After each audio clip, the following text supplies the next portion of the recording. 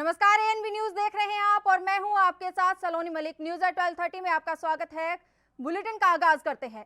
भारत और चीन के बीच तनाव जारी है। लाइन ऑफ एक्चुअल कंट्रोल पर चीन की हर चाल का भारतीय जांबाज करारा जवाब दे रहे हैं। इसी बीच सेना प्रमुख जनरल एमएम नरवणे आज सुबह लद्दाख पहुंचे हैं, जहां उन्होंने दक्षिण पेंगोंग और अन्य जगहों पर हालात का जायजा लिया। दरअसल पिछले काफी वक्त से भारत और चीन के बीच सीमा पर विवाद देखने को मिला है। भारत ने एक बार फिर से चीन की घुसपैठ की बात कही है, जिसके बाद अब सेना प्रमुख ने लद्दाख के हालात का जायजा लिया। यहां नरवणे ने परिचालन मुद्दों और जमीनी हालात का जायजा लिया। वहीं बॉर्डर पर जारी तनाव के बीच चीन और भारत के बीच बैठकों का दौर भी जारी है।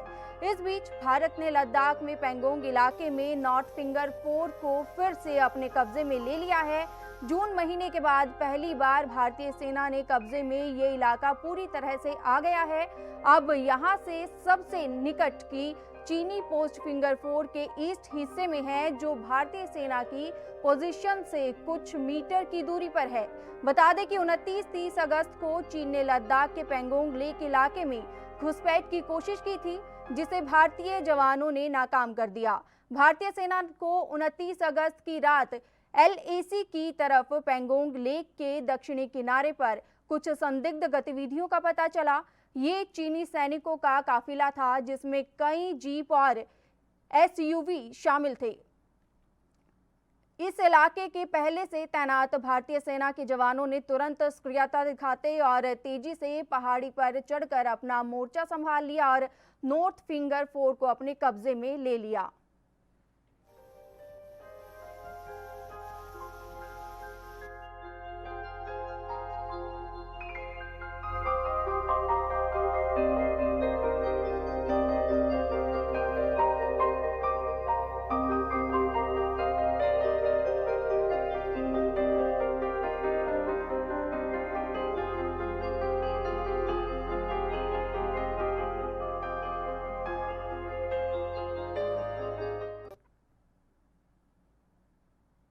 प्रधानमंत्री नरेंद्र मोदी आज US India strategic partnership forum के तीसरे वार्षिक लीडरशिप समिट को संबोधित करेंगे। पीएम मोदी भारतीय समयानुसार रात 9 बजे वीडियो कॉन्फ्रेंसिंग के जरिए समिट को संबोधित करेंगे। प्रधानमंत्री कार्यालय ने बुधवार को ये जानकारी दी थी। बता दें कि US India strategic partnership forum एक गैर लाभकारी संगठन है, जो भारत और अमेरिका के बीच साझेदारी के लिए काम करता है।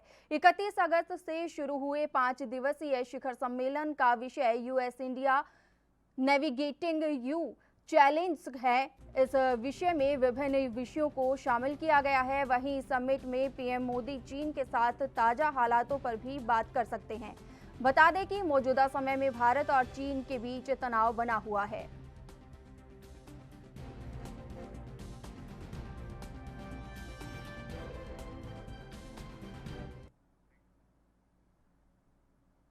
संयुक्त राष्ट्र सुरक्षा परिषद ने एक बार फिर भारत के खिलाफ पाकिस्तान की कोशिश असफल हो गई है। ये जानकारी संयुक्त राष्ट्र में भारत के स्थायी दूत टीएस तिरुमूर्ति ने बुधवार को दी। दरअसल पाकिस्तान 2 भारतीय नागरिकों अंगारा अप्पाजी और गोविंद पटनायक को संयुक्त राष्ट्र सुरक्षा परिषद से वैश्विक आतंकी की लिस्ट में शामिल करने की कोशिश में था, लेकिन यहां उसकी एक न चली। भारत के खिलाफ पाकिस्तान की एक और चाल नाकाम हो गई। पाकिस्तान ने संयुक्त राष्ट्र सुरक्षा परिषद की 1200 से ज्यादा कमिटी के जरिए इन दोनों को आतंकी घोषित करार करने की योजना थी। संयुक्त राष्ट्र की कमेटी ने कुछ महीने पहले जैश ए मोहम्मद के सरगना मसूद अजहर को भी वैश्विक आतंकी घोषित किया था। अंगारा अप्पाजी काबुल के बैंक के सॉफ्टवेयर डेवलपर के तौर पर काम कर रहे थे। अमेरिका, ब्रिटेन, फ्रांस, जर्मनी और बेल्जियम की ओर से नेतृत्व किए जाने वाले यूएनएससी ने फैसला किया कि पाकिस्तान की इस कोशिश को ब्लॉक कर दिया जाए, क्योंकि अपने आरोपों से संबंधित सबूत पेश करने में इस्लामाबाद असफल रहा।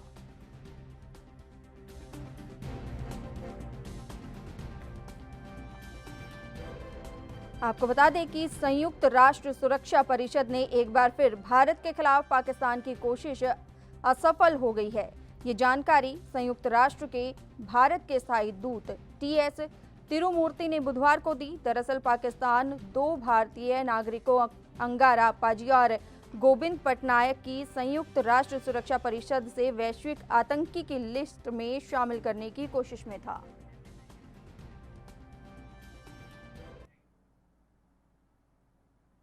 अमेरिकी राष्ट्रपति डोनाल्ड ट्रंप देश में अपराध और नागरिक असंतोष को चुनावी कैंपेन का केंद्र बनाना चाहते हैं, लेकिन अधिकांश अमेरिकी शासन में क्राइम को प्राथमिकता समस्या नहीं बनाते हैं।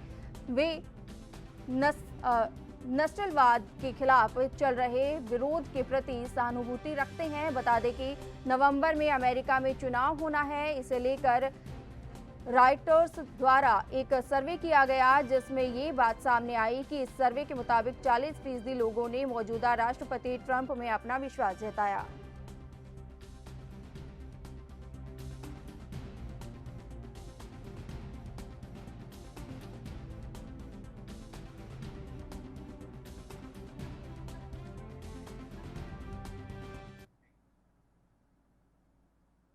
संसद के मानसून सत्र में प्रश्नकाल निलंबित करने को लेकर आलोचना के बीच सरकार ने बुधवार को कहा कि वो किसी भी चर्चा से भाग नहीं रही है और सभी विपक्षी दलों को इस कदम के बारे में पहले ही बता दिया गया था और इसमें से अधिकतर इस बात पर सहमत थे। संसदीय कार्य मंत्री प्रहलाद जोशी ने कहा कि सरकार अतारांकित प्रश्नों के लिए तैयार है और उसने दोनों सदनों के पीठासीन अधिकारियों को इसे सुविधाजनक बनाने का अनुरोध किया है। मैं ये स्पष्ट करना चाहता हूं, ये जो विशिष्ट परिस्थिति है आज देश में और दुनिया में, ये मद्देनज़र रखते हुए हमने सब अपोजिशन पार्टी के लीडर से, मैं स्वयं और हमारा अर्जुन जी मेघवाल और मुरलीधरन जी, हमने सबसे बात की है। ये जो नोटिफिकेशन क्वेश्चन वगैरह और समन्स वगैरह होता है, उससे पहले हम सभी नेताओं से बात की है। मैं स्पष्ट रूप से कहना चाहता हूँ, तृणमूल कांग्रेस के राज्यसभा के नेता डेरेक ओबरायन के अलावा सब पार्टी के नेता, जब हमने बात की, उन्होंने क्वेश्चन आवर डिस्पेंसेशन करने का, सस्पेंड करने के लिए उन्होंने एग्री हुआ है। और कई नेता, वरिष्ठ नेता ये हद तक भी कहा है ये विशिष्ट परिस्थिति है, कितने जल्दी ज़रूरी कामकाज निकल के आप ये ख़त्म कर सकते हो वो ख़त्म करो। ये भी सुझाव हमको अपोजिशन से मिला है। मैं रिकॉर्ड पर बोलना चाहता हूँ, except Derek O'Brien, everybody has agreed, only after that हमने समन्स निकाला है। ये तो एक बात है। और हमने इसमें इशू क्या आता है वो भी हमने सबको एक्सप्लेन किया है।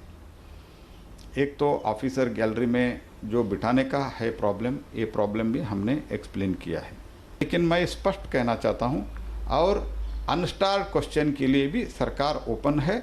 हमने ऑलरेडी माननीय स्पीकर और माननीय चेयरमैन साहब को अनस्टार्ड क्वेश्चन लेने के लिए, उसका जो शेड्यूल वगैरह करने के लिए हमने गवर्नमेंट के तरफ से ऑलरेडी रिक्वेस्ट किया है। मैं स्पष्ट फिर से कहना चाहता हूं कि हम 0 आवर के हम टालने का कभी भी हम रिक्वेस्ट स्पीकर या चेयरमैन से हम नहीं किया है। जिस दिन स्पीकर और चेयरमैन डिसाइड करेगा उस दिन 0 आवर होगा। अनस्टार क्वेश्चन के लिए भी सरकार ओपन माइंडेड है और हमने रिक्वेस्ट भी किया है शेड्यूल निकालने के लिए, और सभी पार्टी के साथ हमारा पूरा बातचीत हुआ है। वो बातचीत में ये स्पष्ट हो गया है कि ये स्पष्ट रूप से एक्सेप्ट तृणमूल कांग्रेस के डेरेक ओबरायन के अलावा सभी नेता ये मान लिया है। और मैं पार्लियामेंट के सदन पे भी जिनके साथ जो बातचीत हुआ वो भी मैं बोलने के लिए तैयार हूँ। मैं इसीलिए मैं निवेदन करता हूँ, इसमें मैं विनम्रता से निवेदन करता हूँ, मैं कॉन्फ्रंटेशन में जाने में गवर्नमेंट का इच्छा नहीं है। हम रिक्वेस्ट इसीलिए कर रहे हैं, ये सब विशिष्ट परिस्थिति है। गवर्नमेंट को कोई एस्केपिज्म नहीं चाहिए, because government is on a strong footage to defend and we have got all the rights and लोगों का भी हमको समर्थन पक्का है मोदी जी के नेतृत्व में। इसीलिए मैं निवेदन करता हूँ, विशिष्ट परिस्थिति में हम बैठ के चर्चा करके जो कुछ भी विषय आप उठाना चाहते हैं स्पीकर और चेयरमैन के अध्यक्षता में जब निर्णय होता है, सरकार रेडी है। इसीलिए अननेसेसरली पॉलिटिकल इशू बनाने का कोशिश कांग्रेस और कई पार्टी कर रहे हैं, ये ठीक नहीं है। सरकार इसमें स्पष्ट है। यूपी के बाराबंकी में ग्राम प्रधान प्रतिनिधि और बेटे की लाठी डंडों से पिटाई की गई। दरअसल मामला असंद्रा थाना क्षेत्र के देवीगंज चौराहे का है, जहां ग्राम पंचायत के ही कुछ दबंगों ने प्रधान के पति और बेटे की पिटाई की। वहीं वीडियो सोशल मीडिया पर वायरल हो गया है। बता दें कि मौके पर मौजूद सिपाही ने प्रधान के पति को बचाने की कोशिश की तो सिपाही के हाथ में भी चोट लग गई। फिलहाल मामले में पुलिस ने 6 लोगों को गिरफ्तार कर आगे की कार्रवाई शुरू कर दी है।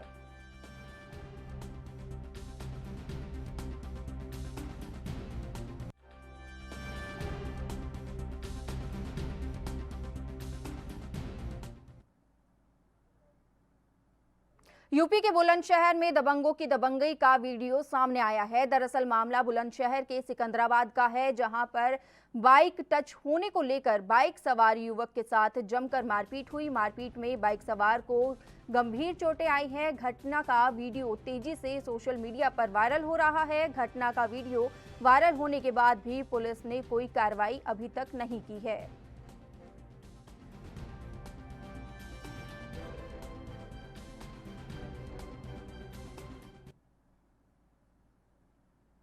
वहीं यूपी में लगातार आपराधिक मामले बढ़ते ही जा रहे हैं। ऐसे में विपक्ष भी योगी सरकार को घेरने में लगा हुआ है। यूपी में बढ़ते अपराधों पर प्रदेश कांग्रेस अध्यक्ष अजय कुमार लल्लू ने कहा कि प्रदेश के लोगों में दहशत का माहौल है। इसके अलावा उन्होंने प्रदेश कांग्रेस मुख्यालय में बुधवार को आयोजित पूर्व विधायकों की बैठक बुलाई। बैठक को लेकर भी उन्होंने क्या कुछ कहा, सुनाते हैं आपको। उत्तर प्रदेश में अपराध जिस तेजी के साथ बढ़ रहा है, उत्तर प्रदेश के लोगों में एक दहशत का माहौल है। उत्तर प्रदेश में अपराधी बेखौफ होकर घटनाओं को अंजाम दे रहे हैं। सरकार मुखदर्शक बनी है, पूरी तरह कानून व्यवस्था ध्वस्त है।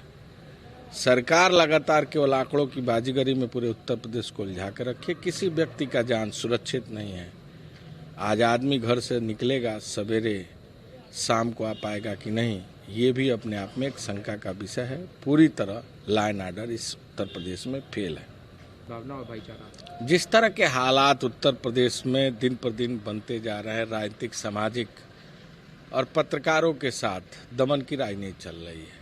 लोकतंत्र की हत्या की जा रही है, संविधान की हत्या की जा रही है। आपने देखा कफील खान को 7 महीने जेल रखना और रात को 12 बजे छोड़ना। जहां एक तरफ पत्रकारों पर रोज मुकदमे हो रहे हैं, राजनीतिक लोगों को जेल भेजने का काम षड्यंत्र के तहत यह सरकार कर रही है। हमारे अनूप पटेल प्रवक्ता आज तक नहीं छूट पाए, इनको फर्जी मुकदमे में जेल भेजने का काम ये सरकार ने किया। कहीं ना कहीं सरकार लगातार फूट करो राज करो की नीति के अंतर्गत, आदरणीय राहुल गांधी जी ने सही कहा है, निश्चित रूप से देश आज किस बुरे दौर से गुजर रहा है, हम सब लोगों को मिलकर लड़ने की जरूरत है। और कांग्रेस पार्टी लगातार सड़कों पर और सदनों में संघर्ष कर रही है और इस लोकतंत्र को बचाने के लिए निरंतर संघर्षरत है। विधायकों के साथ बैठक थी। निश्चित रूप से जो आज उत्तर प्रदेश की हालात है, कानून व्यवस्था, किसान, नौजवान, गरीब, गिरती अर्थव्यवस्था, इस पर सबने चिंता व्यक्त की और संघर्ष में पूरी तरह एकजुटता के साथ आज सभी लोगों ने वादा किया कि हम सड़कों पर लड़ेंगे।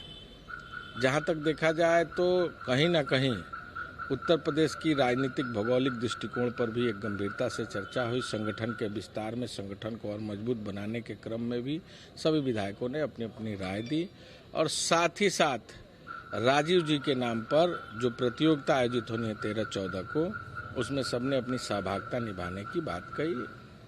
ये बैठक एक रूटीन क्रम में था और निरंतर ये बैठक चलती रहती है और लोगों का विचार जानकर कांग्रेस को मजबूत करने की दिशा में एक सार्थक प्रयास है।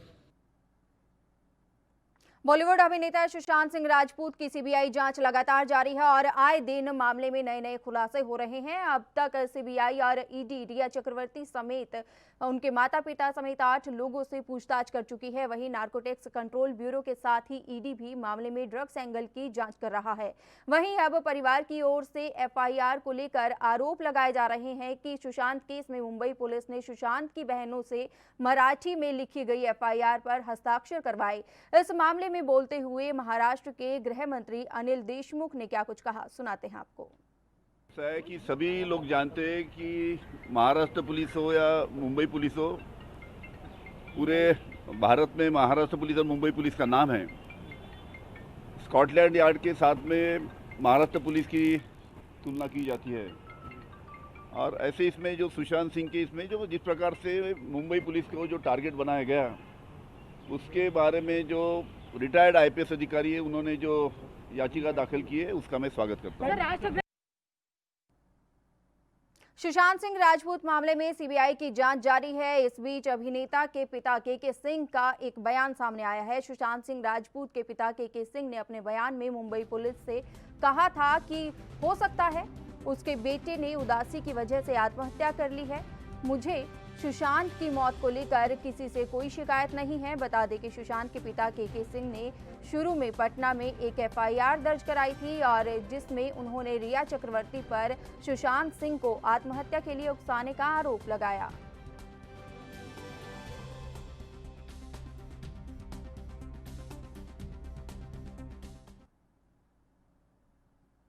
दिल्ली में कोरोना के मामले बढ़ने पर दिल्ली के स्वास्थ्य मंत्री सत्येंद्र जैन ने कहा कि हम ज्यादा से ज्यादा टेस्ट करवाने की तैयारी कर रहे हैं।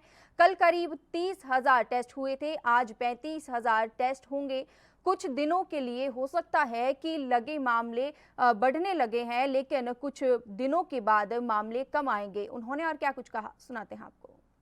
कल दिल्ली में 2509 पॉजिटिव केसेस आए और 1858 लोग रिकवर किए। 19 लोग की डेथ हुई। तो इसको सब मिलाकर अभी तक 1,79,569 पॉजिटिव केस आ चुके हैं, जिसमें से लगभग 89% लोग रिकवर हो चुके हैं। और केस फैटिलिटी रेशो मैं आपको बता देता हूँ।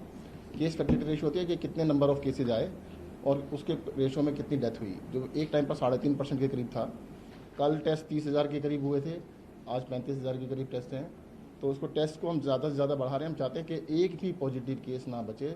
उसका सबसे आसान होता है कि भी जो पॉजिटिव मिल गया उसको अगर आप आइसोलेट कर लेते हैं घर में या हॉस्पिटल में, तो वो 10 लोगों को और इन्फेक्ट नहीं करेगा। बिहार विधानसभा चुनाव 2020 में सीएम नीतीश को घेरने के लिए विपक्ष मुद्दों की तलाश में जुट गया है। दरअसल कोरोना और बाढ़ मुद्दे पर हमेशा नीतीश सरकार पर हमलावर रहे नेता प्रतिपक्ष तेजस्वी ने बेरोजगारी और युवाओं के मुद्दे पर नीतीश सरकार पर हमला बोलते हुए सवाल उठाए हैं। इस मामले में तेजस्वी यादव ने ट्वीट करते हुए सवाल पूछा है कि बिहार के मुख्यमंत्री श्री नीतीश कुमार बेरोजगारी पर बात करने से डरते क्यों हैं? क्या बिहार को बेरोजगारी का मुख्य केंद्र बनाने के बाद उन्हें शर्म आती है? क्या नौकरियों में धांधली और बिहार के उद्योग धंधे बंद करवाने के बाद भी वो युवाओं को भ्रमित कर और अधिक ठगना चाहते हैं?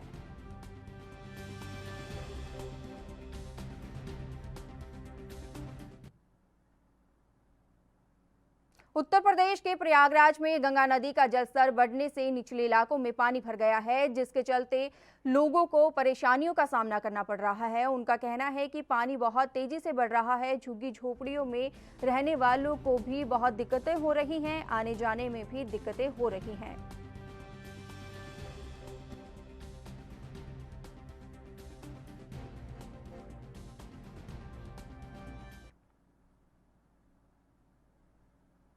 यूपी के गोरखपुर में नवागत एसएसपी योगेंद्र कुमार ने साइकिल की सवारी कर थानों और चौकियों का निरीक्षण किया। बता दें कि कुछ दिन पहले ही एसएसपी योगेंद्र कुमार ने अपना कार्यभार संभाला है। वहीं निरीक्षण के दौरान एसएसपी ने अपने आवास से साइकिल से रामगढ़ ताला थाने पर अचानक पहुंच गए और थाने में फाइलों के रखरखाव और अपराध और अपराधियों के खिलाफ थाना प्रभारी के काम का निरीक्षण किया और टॉप 10 अपराधियों की सूची का भी जायजा लिया। बता दें कि एसपी सिटी डॉक्टर कौस्तुभ की भी एसएसपी के साथ साइकिल पर सवार दिखे और थाने और चौकी के निरीक्षण के दौरान एसपी सिटी मौजूद रहे।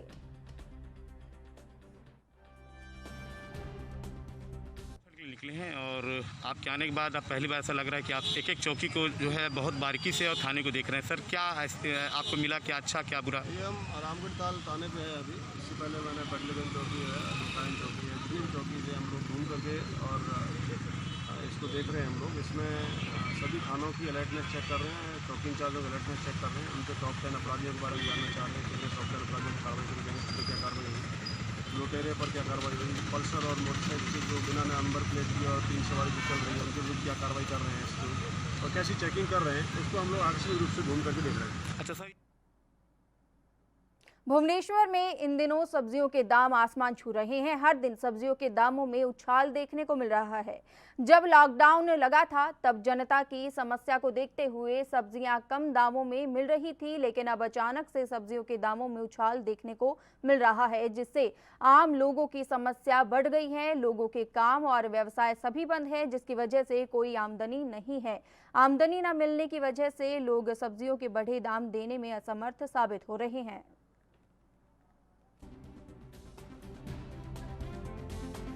मार्केट में बट ये जो बाढ़ के वजह से थोड़ा सब्जी का भाव में ज़्यादा इंक्रीज हुआ है।